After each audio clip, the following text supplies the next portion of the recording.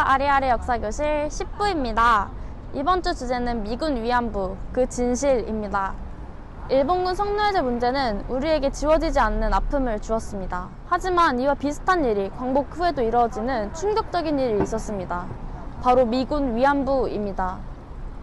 이들은 당시 박정희 정부가 미군의 비위를 맞추기 위해 달러를 벌어들이기 위해 희생시킨 여성들입니다. 일본군에 의해 조선 수녀들이 끌려갔다면 미군과 미군의 비위를 맞추는 박정희 정부에 의해 우리나라 여성들이 끌려갔습니다. 일장기가 펄럭이던 자리에 성조기가 올라왔습니다. 이승만 정부가 한미 상호 방위 조약으로 미군의 한국 주둔을 공식적으로 승인하고 전국에 34개의 미군 기지가 만들어졌습니다. 당시 가난했던 시민들은 일자리와 식량을 얻기 위해서 미군 기지 주변으로 몰렸고 기지촌을 형성하였습니다. 이 기지촌에서 미군들을 상대하는 미군들의 즐거움을 위한 미군 위안부가 생기게 됩니다. 1960년대를 기점으로 기지촌 여성의 수가 3만여 명이나 되었다고 합니다. 어떤 사람들은 미군 위안부는 강제성이 없다, 원래 성매매 여성들이다 라는 말을 하며 일본군 성노예제 문제와는 다르다고 말합니다. 하지만 과연 이 여성들이 자발적으로 이곳에 온 것일까요? 1966년 당시 윤락 여성 중 76%가 양친이 없고 72%가 국졸 이하의 학력을 가졌으며 56%가 생활고 때문에 10%가 가족 부양을 위해서 맥춘을 선택했다고 대답했습니다. 한국 전쟁 이후 가족을 잃은 미망인과 전쟁 고아들이 생계를 유지하기 위해 기지촌으로 들어오게 됩니다. 난 팔려온 거지. 서울역 소개소에서 그 3층에 지급안노소가 있었어. 거기 가면은 소개를 해주는 거야. 15,000원에 팔려가는 거야. 또한 돈이 없는 어린 여성들이 취업시켜주겠다는 거짓말에 속아 기지촌으로 들어가게 됩니다. 이렇게 먹고 살 길이 없던 힘없는 어린 여성들이 모여 미군 위안부가 생기게 된 것입니다. 식민지 사회도 아닌 해방된 나라에서 어떻게 몇천 명의 피해 여성들이 나오게 된 것일까요? 말하자면 조그만 미국 도시야. 여기가 일종의 어차피 미군이 놀 장소는 필요하고 또 거기에 여자가 또 필요한 거야. 그러니까 그런 장소를 국가에서 만들어준 거지. 영업을 허가를 내주면서.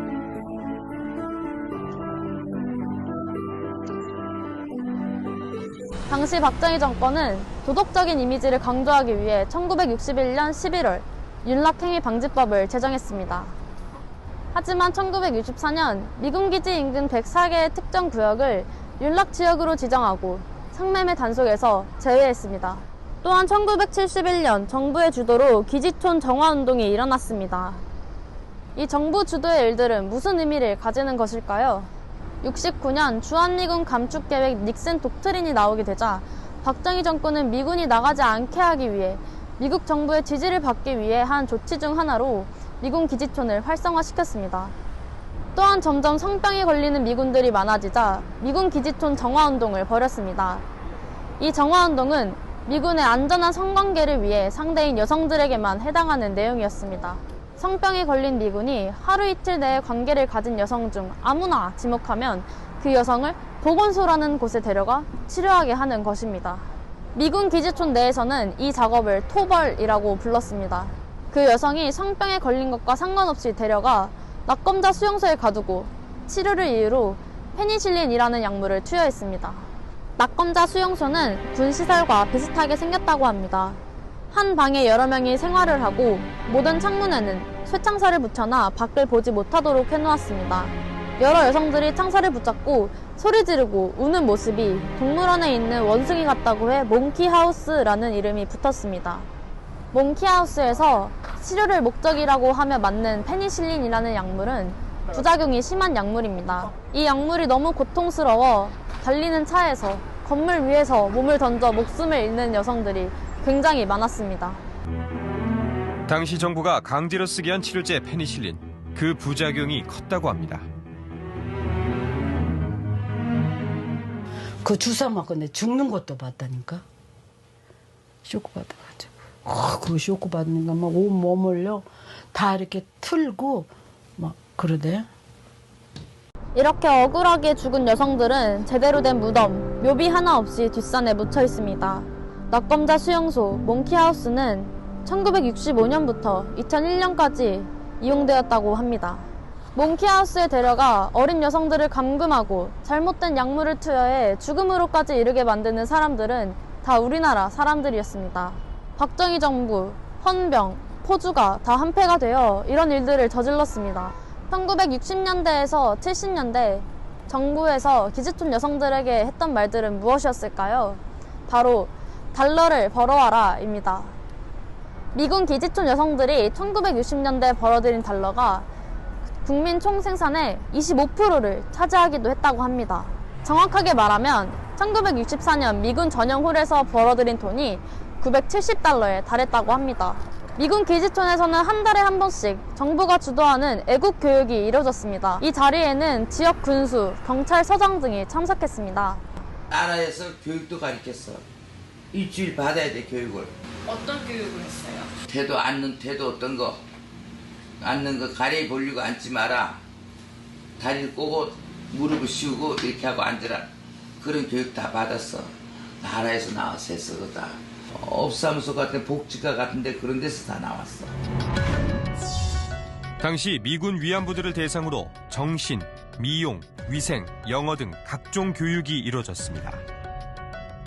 교육들은 미군의 심기를 건드리지 않고 달러를 더 많이 벌기 위해 교양 영어를 가르치고 미군에게 말대꾸를 하지 않게 하는 등의 교육을 실시했습니다.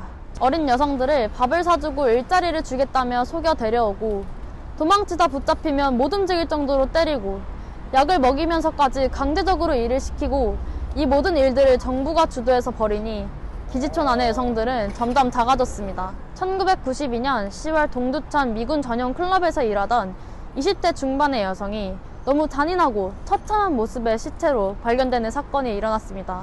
바로 윤금이 사건입니다.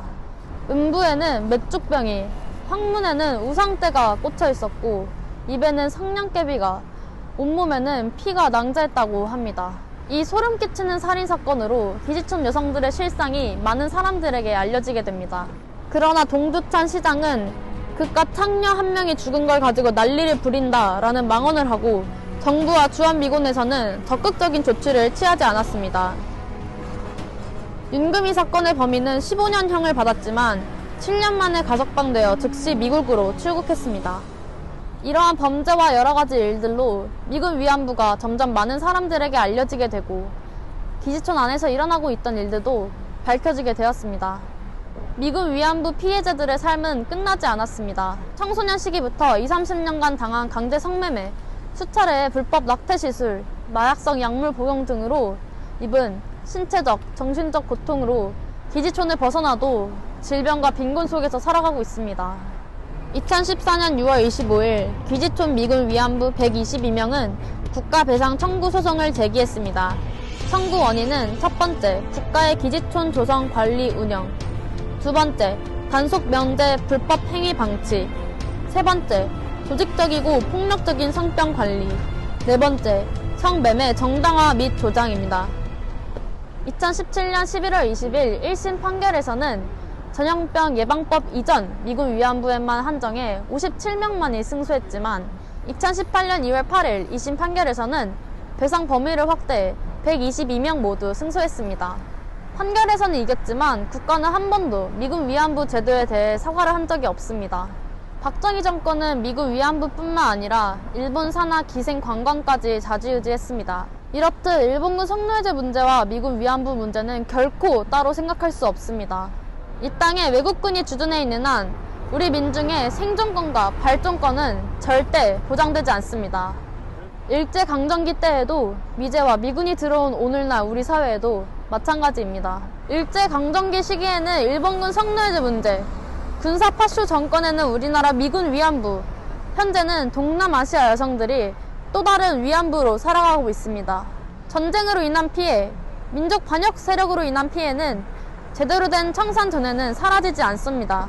이런 끔찍한 역사가 되풀이되지 않게 하기 위해서 우리 민중이 진정으로 평화롭고 안전한 삶을 살게 하기 위해서 현재를 살고 있는 우리가 할 수 있는 일은 무엇일까요? 이 영상으로 여러분들이 생각해 볼 수 있는 기회가 되었으면 합니다. 지금까지 아리아리 역사교실 10부 미군 위안부 그 진실이었습니다.